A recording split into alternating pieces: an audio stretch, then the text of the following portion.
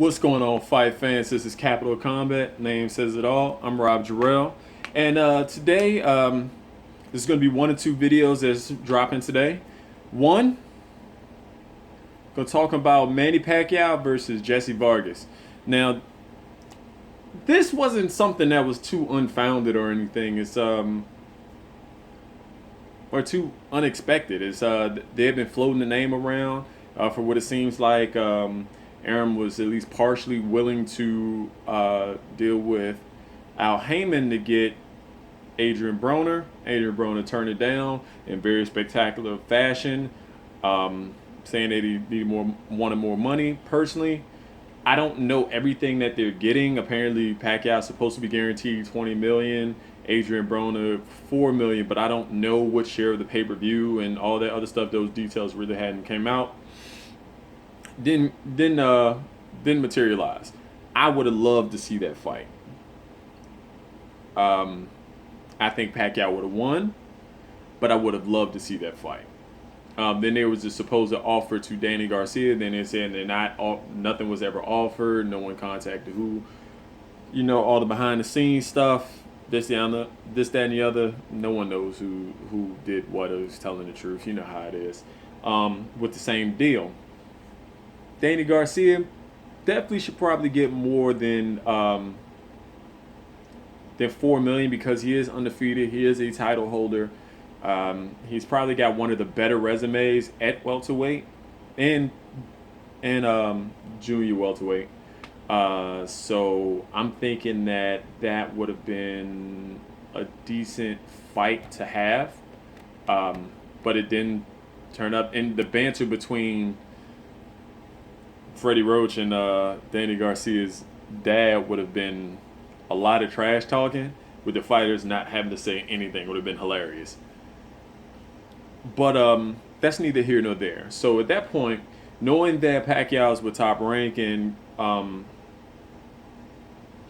the only other logical choice was really Jessie Vargas.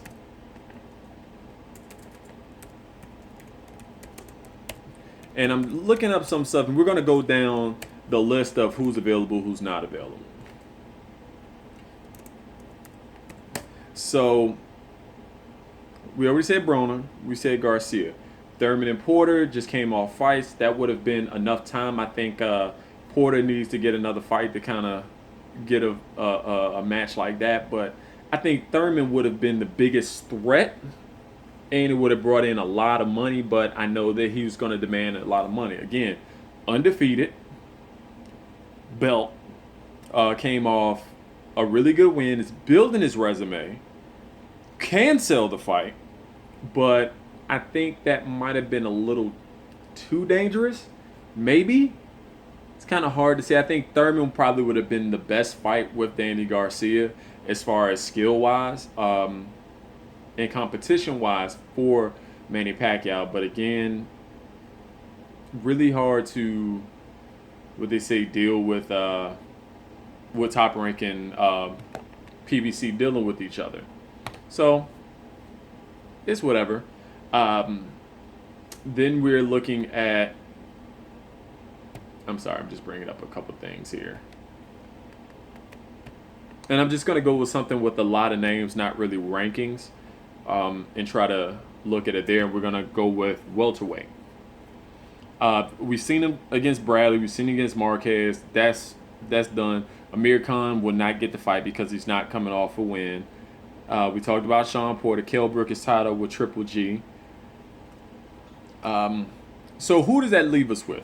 You can't really say Antonio Orozco because he's still not really known. They're building him up. Sammy Vasquez just lost his last fight to Felix Diaz. Felix Diaz might have been an interesting matchup, but I just don't think that would have been big enough a name, just like Orozco. Two guys that will probably end up fighting each other in the near future, or end up fighting Errol Spence, or Keith Thurman, or Danny Garcia. But those are two names that you should be out on the lookout, because Diaz, that was the eliminator. He's going to get a title shot. He had a good outing versus Lamont Peterson. And he had and he looked great versus Sammy Vasquez. Then we have Lamont Peterson. Not sure if they so much wanted Peterson. Again, not as big as a name as Thurman. He has a great resume, but not as big as a name as Thurman. Not as big as a name as Garcia.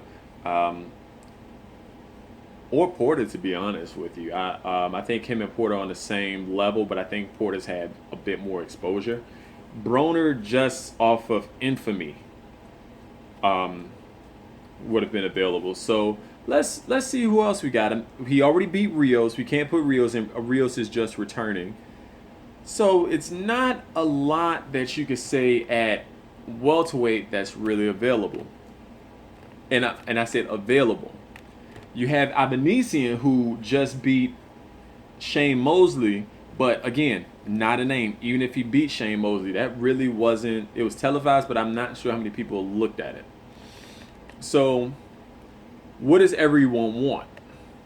Well, everyone wants to see him fight.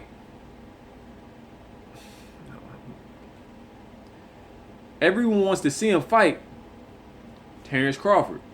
Terrence Crawford coming off a good quality win versus Victor Postal. Good quality win.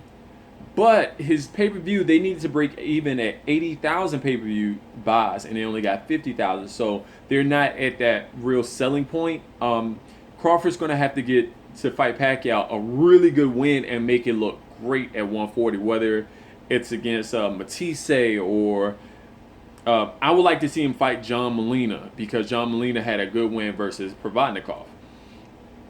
And that's really who you have. You could put him in there also with Omar Figueroa, who I would love to see in there with Crawford, but I don't think he's quite the name to put in there with Pacquiao. We said Matisse, but he's coming off a loss. No one really wants to see Beltran, Adrian Granados, and this is just kind of going down the line. Jose Benavidez just moved up to welterweight. He didn't have the greatest showing in his on the undercard to the Crawford Postal fight. And Amir Imam, he lost, but again, still building him. His loss kind of set him back. He did end up winning again. So there's not really a lot of names that you can really put on a pay-per-view with Manny Pacquiao, even though Manny Pacquiao it's just going to sell, period. That's just how it is with him. So, and I'm going to say this, and you all can debate me. You can go by what's going on. Who said what? Kantz said that he doesn't like the matchup with Pacquiao and Crawford. I think Aaron thinks he will beat him, but the thing about it wasn't the most exciting fight. That's not a fight that's going to sell tickets. With Pacquiao, you want to put him in there with someone that's going to produce fireworks. Crawford is a huge risk. Well, not a huge risk, but he's a risk. He's very skilled. He's athletic. He's fast. He adjusts well. I'm not saying he could deal with the speed and the ability and the experience of Pacquiao, but again, Postal, he fought effectively. He was able to get the best of Postal. He was able to adjust and impose his will and his skill and his game plan versus Postal. But that didn't make for the most exciting match. It just made for an effective one. It was a quality win. Because Postal, to me, was he and Crawford was 1-1, 1A and 1B, however you want to say it. And then when Crawford's win, it puts him at the top of the 140-pound division. We know Terrence Crawford can hit. He just didn't knock him out. So going from there wasn't a whole lot of options, acceptable options for Pacquiao at this moment. So what do? We go to Vargas. Vargas is available. He got a win versus Saddam Ali. That was a eliminator. We knew that was going to come through the pipe. Is it a bad fight? No, it's not a bad fight. I think it's going to be an exciting fight because I haven't seen Vargas in a non-exciting fight. There was just some fights that he just happened to be losing, like against Bradley, and he still ended up knocking Bradley down. So we know he can at least put a punch where where he knows he wants it to be. He has the WBO title. He's 27-0. And he has a decent resume. I mean, you have Saddam Ali. That was a TKO. He knocked Timothy Bradley down, but at that point he was getting whitewashed. Antonio DeMarco, very good. That's a good name. Khabib Verdiev. I'm sorry, I'm bad with some of these. But that was a quality win. Remember, he was undefeated until he went up against Vargas. And at that point, again, it's a good name, and I think it'll make for an exciting fight. Is he going to catch Pacquiao? No, I think it's going to look a lot like the fight with Antonio Margarito, because he really doesn't have quite the speed, but he has really decent skills. He has a really good chin. He's going to keep coming, and he's a better boxer than Margarito. So it's going to look like a fight, Pacquiao versus Margarito or Rios, with a bit more boxing, and I think he'll do better to get to Pacquiao and at least make it interesting and nonstop. So it's not a bad fight. And I'm going to say this to everyone, and again, this is going back to Crawford. This is not a duck. Pacquiao has been fighting his last, he's fought literally his last several fights, the last several years at welterweight.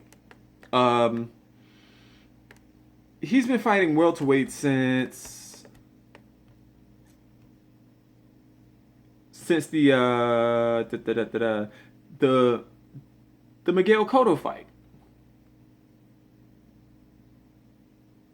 Yeah, he's been fighting that since the Miguel Cotto fight.